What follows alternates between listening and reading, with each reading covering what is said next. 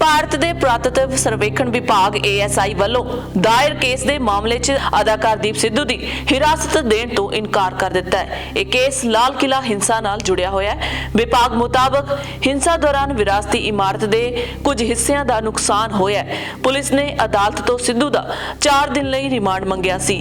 ਦੀਪ ਸਿੱਧੂ ਨੂੰ 14 ਦਿਨ ਲਈ ਜੇਲ੍ਹ ਭੇਜ ਦਿੱਤਾ ਗਿਆ ਹੈ। ਅਦਾਲਤ ਨੇ ਕਿਹਾ ਹੈ ਕਿ ਉਸ ਦੀ ਪੁਲਿਸ ਨੂੰ ਹਿਰਾਸਤ ਦੇਣ ਲਈ ਲੋੜੀਂਦਾ ਆਧਾਰ ਨਹੀਂ ਬਣਦਾ। ਜ਼ਿਕਰਯੋਗ ਹੈ ਕਿ ਦੀਪ ਸਿੱਧੂ ਨੂੰ ਸ਼ਨੀਚਰਵਾਰ ਇੱਕ ਹੋਰ ਕੇਸ ਵਿੱਚ ਜ਼ਮਾਨਤ ਮਿਲੀ ਸੀ ਤੇ ਉਸੇ ਦਿਨ ਨਵੇਂ ਕੇਸ ਵਿੱਚ ਗ੍ਰਿਫਤਾਰ ਕਰ ਲਿਆ ਗਿਆ ਸੀ।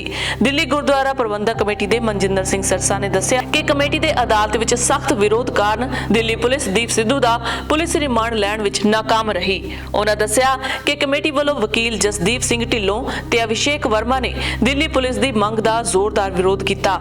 ਦੀਪ ਸਿੱਧੂ ਪਿਛਲੇ 80 ਦਿਨਾਂ ਤੋਂ ਨਿਆਇਕ ਹਿਰਾਸਤ ਵਿੱਚ ਹੈ ਤੇ ਦਿੱਲੀ ਪੁਲਿਸ ਨੇ ਪਹਿਲਾਂ ਪੁਲਿਸ ਰਿਮਾਂਡ ਦੀ ਮੰਗ ਨਹੀਂ ਕੀਤੀ।